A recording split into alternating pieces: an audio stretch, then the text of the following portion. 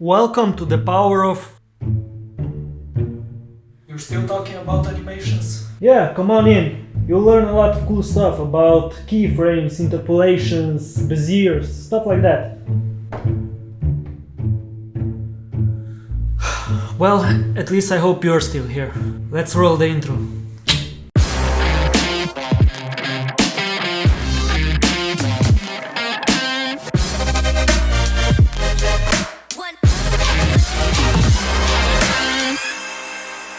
Welcome to the power of creation.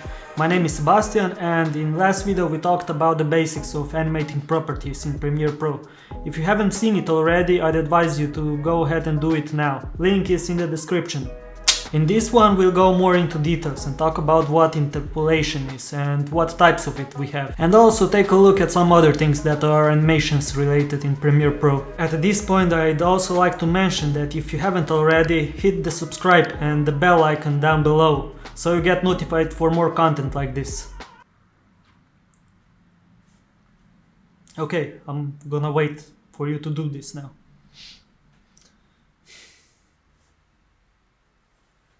Still waiting. And yeah,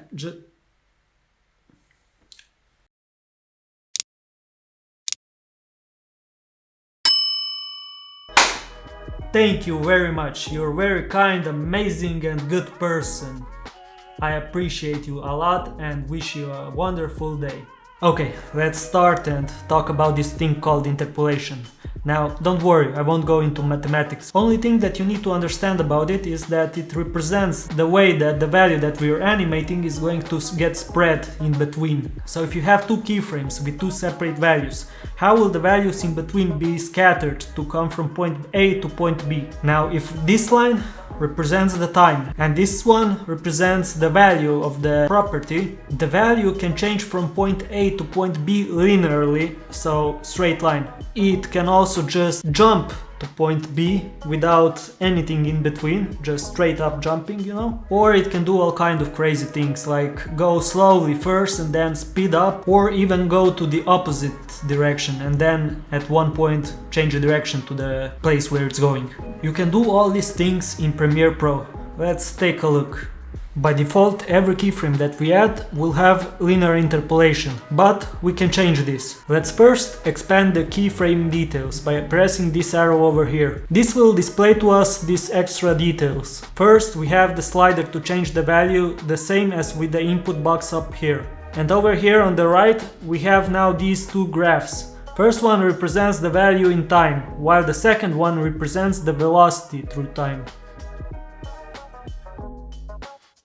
For example, we can see that over here it has this value. These values here are just the scales for the view of the graph. Whenever we don't have the full graph in view, we can reset the scale by pressing this button. Okay, let's play around with these graphs now. If we right click the keyframe, we can see these 5 values. Linear is default selected. Let's change it to hold. Now as you can see, these graphs changed. The property just changes value from the first keyframe to the second in one frame. The velocity is 0 through this all, since it just jumped. Then we have these 3 as well.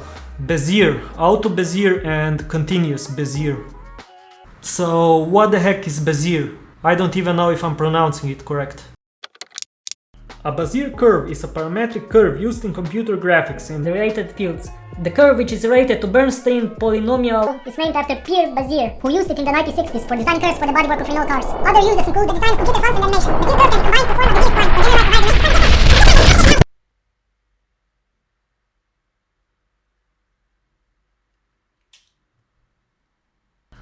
generate yeah, so Bezier is basically just a fancy word for the curve on a graph between value and time. So instead of it going straight, it goes up and down and up and down and up and down and up and down. Okay. Let's add 3 keyframes on the rotation property. Whoa, fancy. Instead of slider, we have this knob here. Now let's change this middle keyframe to Bezier.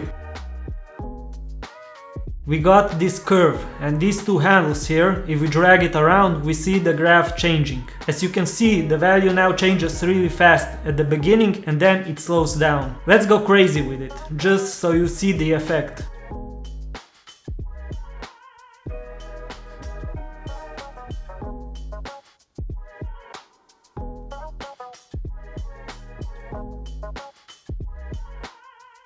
Noise.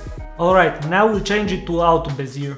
What this does is that it straightens this line here between the handle on the in point of the keyframe and the out point, so it smooths the velocity out. If we drag the handles now, we can see we're moving both of them and not just the right one. Now they are chained together. Also, if we right click now, we can see that it changed to continuous Bezier. So basically with Bezier we change only one side. With continuous Bezier we change both sides, and with auto we just smooth it out. And that are these 5 values to play with. Moving on, let's talk about these two options here. Easy in and easy out. Or is it easy in and ease out? A lot of complicated words in this one. Now these are really helpful. What they do is smooth out the keyframe's velocity upon entering and going out. For example, if we choose easy in, you can see how the graph changed. Upon entering this keyframe, the velocity of change slows down until it gets to target value. Easy out does the same thing, just in different direction. It first starts changing the value slow and then it speeds up. Helpful, right? And the last thing to mention is, if we check out the timeline panel, you can see every element here has this FX icon in the right upper corner. If you right click it, you'll see we have option to choose between all the properties which are also in the effects panel. Let's choose scale, for example. We have this line now. If you click on it anywhere while holding Ctrl or Command key for Mac users, it creates keyframe for you.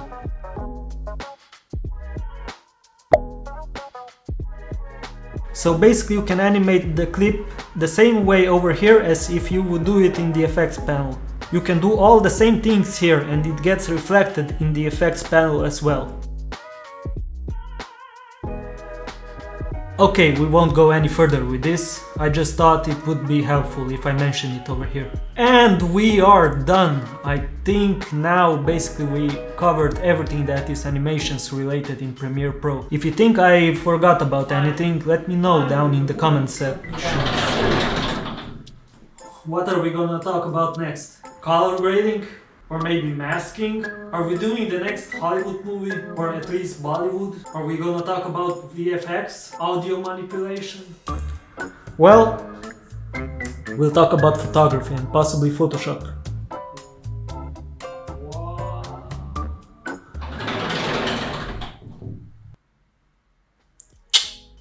Thanks for watching and see you in the next one.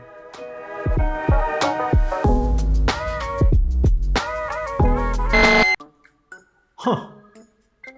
What's that? I can see you haven't subscribed yet. I guess I didn't give you enough time earlier. Okay, I'll just stick around and wait for you. Yeah. We'll just do it together, you know. I'm with you now. Just, if you go down below the video, you'll see that button over there. It says subscribe on it. Now, I want you to hit it. Hit it hard! Yeah, just do it. No, it's too cliche, just do it. Just hit it!